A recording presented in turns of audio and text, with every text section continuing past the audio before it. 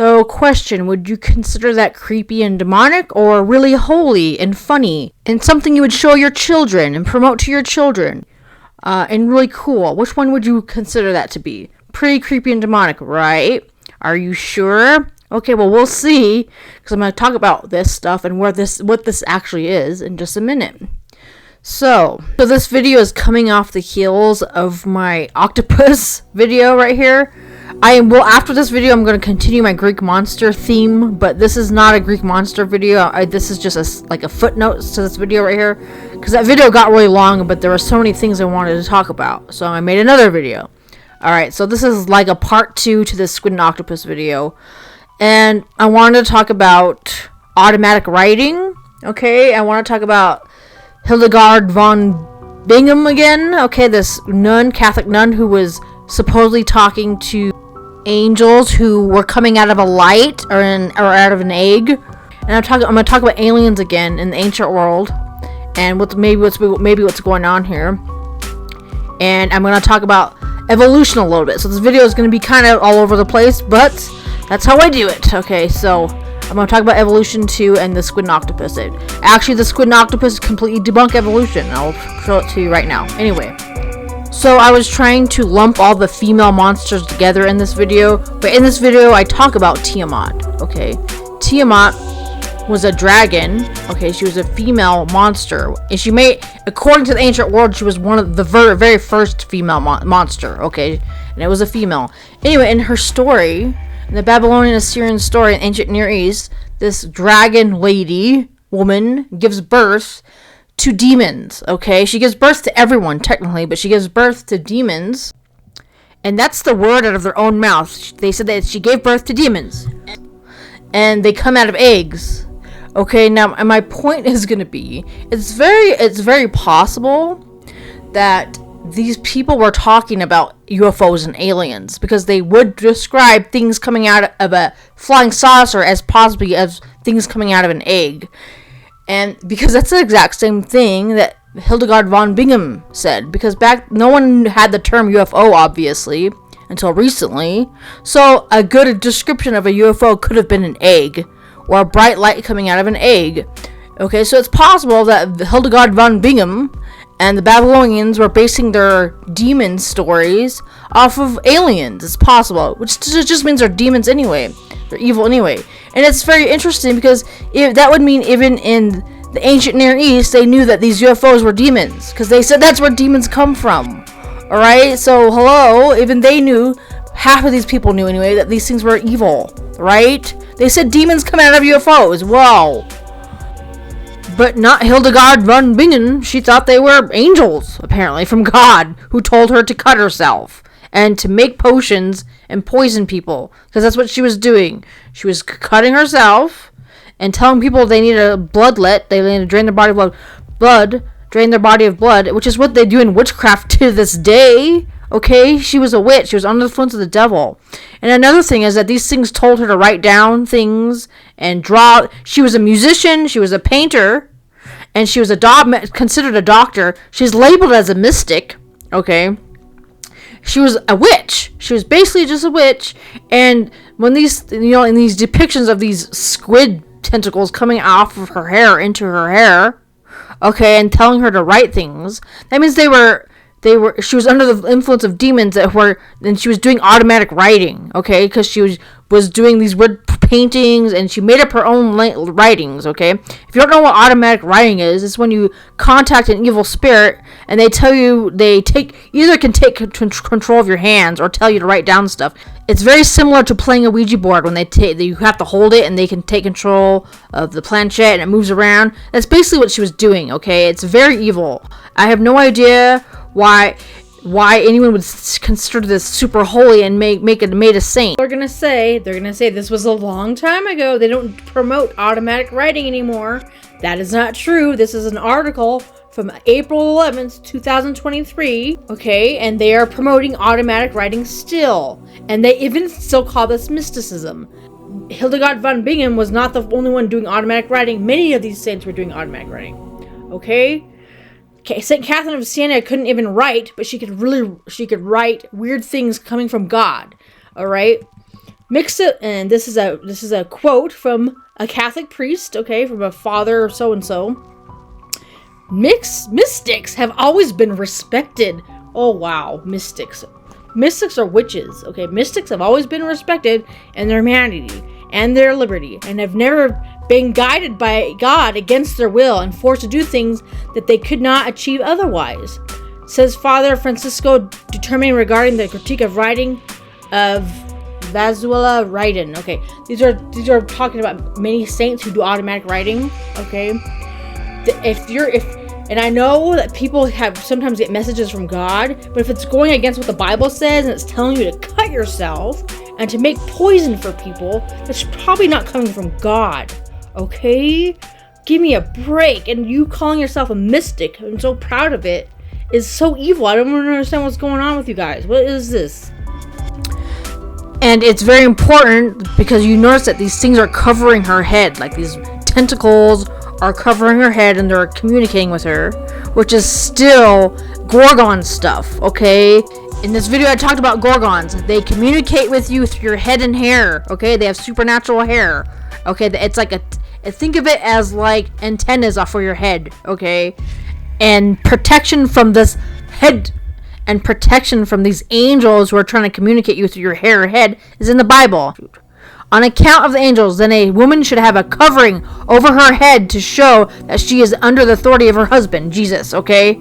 So you have to have a relationship with God to have protection against these things who are trying to communicate with you, okay? In some translation, it literally tells you that they're trying to get into your hair, which is just a form of communication back then, okay? Or your head, right? And Hildegard von Bingen didn't have protection because she was a Catholic, okay? Okay, and the Catholic Church all decided to come together. There's a council. There's a big, long process to become a saint. They decided everything she did was holy, okay? They said the bloodletting, that was something, well, God, Jesus sacrificed his blood on the cross, so you have to do it too. That is nonsense, okay? And another thing, you know, I'm sure you've heard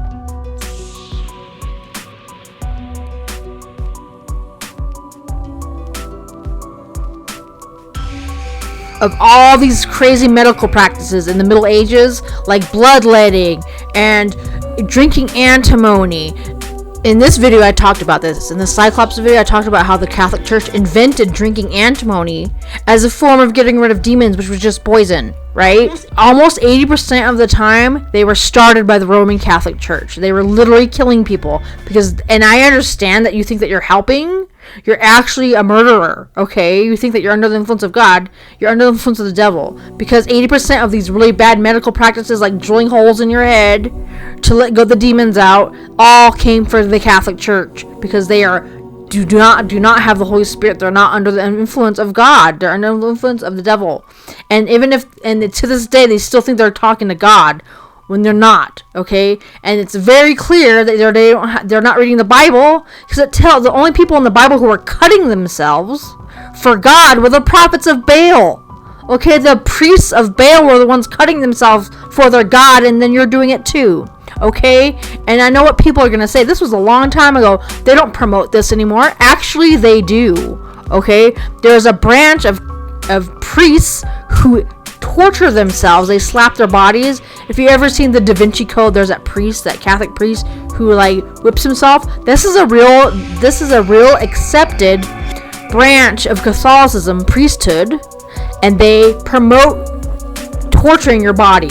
They promote cutting and slapping your body and whipping your body and making yourself bleed, just like the prophets of Baal. That's because the Catholic priests and these nuns are the prophets of Baal.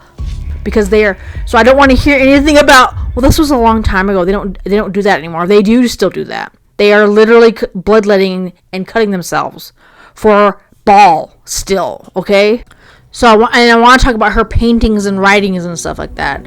Okay, I don't care if you think she was crazy or if you think she was under this influence of demons or aliens. It doesn't matter because all that stuff is just against God anyway, all right? And some people even think that because of her very strange theories and her art and her music was like nonsense, okay? It was like literally rantings of a madwoman. And she invented her own language, which is just automatic writing from demons, okay? That only her and the squid aliens could understand. And it was just, she made up, people who make up their own languages are weird, alright? They are. Alright? Come on now. Some people even think that she was under the influence of drugs, like she was taking some sort of drugs. And I don't care. And the sad thing is, normal people, they see this stuff and they obviously think it's crazy because it is. Okay? If you're not understanding that this is crazy and evil, I don't understand you. Alright? Here, I'll even show you the split. There's this skit from Family Guy, and I know Family Guy is evil, but I like to use Satan's own weapons against him a little bit. Okay, yes, I used to watch Family Guy. I don't watch it anymore, but this is a very informative scene as to what you're doing. That's a Nebulon mage. He speaks Gabi, this dumb language I wrote. It's then illegal? What? Out of the mouth of babes. Yes, it should be illegal. This is insanity. I know what people are gonna say. Well, she was a saint a long time ago. There's nothing they can do. No, they uncanonize saints all the time. They de-saint people all the time. And it's mostly because they don't have room for them. Because there's only supposed to be one saint per day, okay? They don't want to share saint days, so they just kick him out. Okay, can you imagine if this religion really came from God? God doesn't have enough room for you to be a saint, so you have to kick people out of heaven. Because there's no room for all the saints. Give me a break. But they don't de-saint the popular ones. And she's kind of popular, so they still accept her teachings as coming from God. So bloodletting and all that stuff comes from God, and making up your own language is completely acceptable, I guess. And making up languages, it reminds you of that scene from Heart, or making up a language that only you and the demons can understand, is like in Harry Potter. Doesn't that happen in Harry Potter?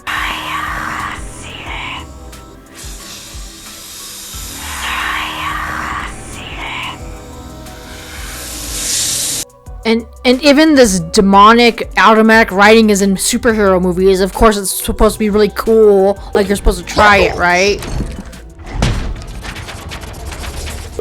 Grab those. Grab those. All right.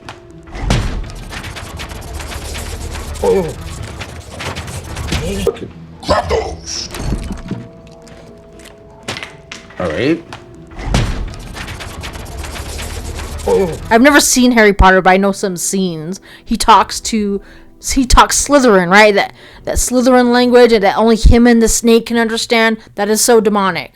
And it also reminds me of people who are really obsessed with Star Trek, and they're obsessed with aliens. Star Treks are about they're about aliens, right? They speak Vulcan. Vulcans are aliens. You're still doing demonic angel stuff.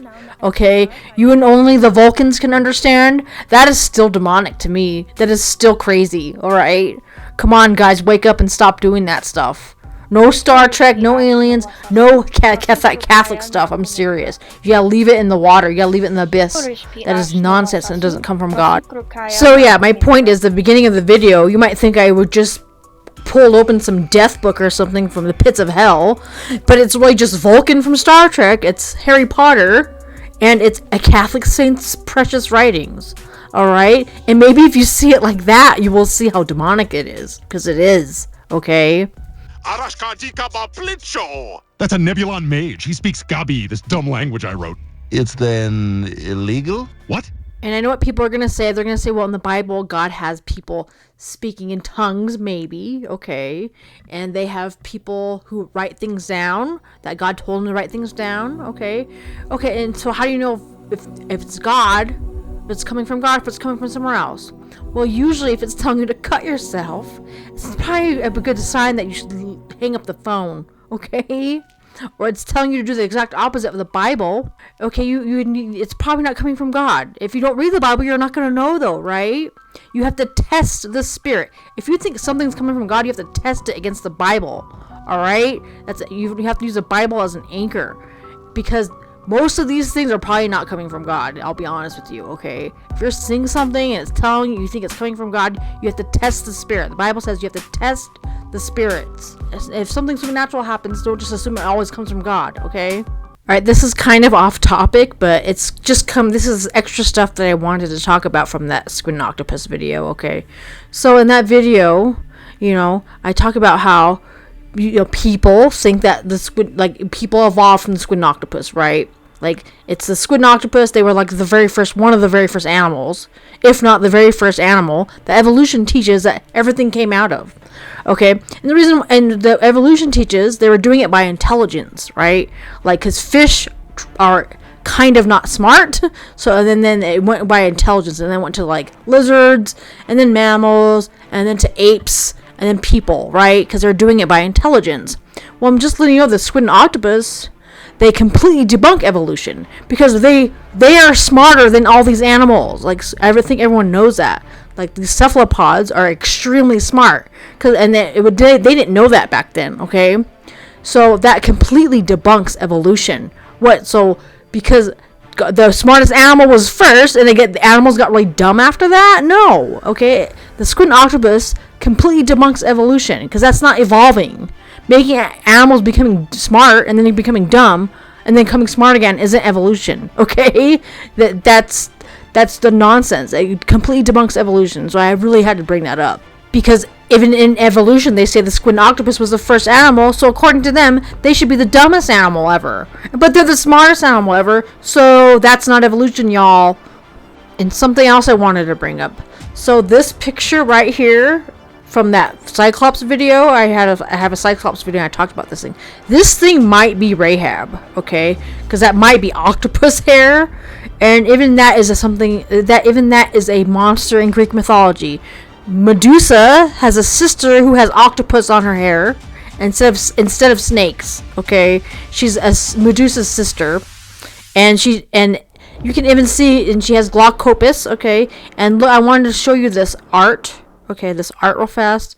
See, in this Greek pot right here, this is an octopus who has glaucopus. Okay, a glaucopus is an ancient belief of it depicts it means eyes that swirl or flash.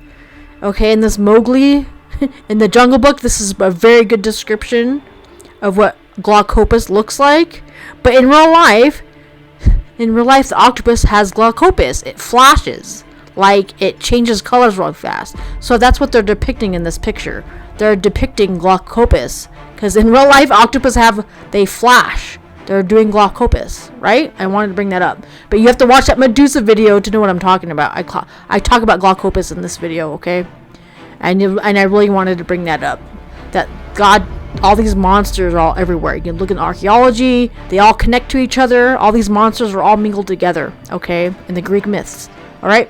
Alright, so that's about it. So please think about this stuff, guys, and I will continue my Greek monster series in my next video. And thank you.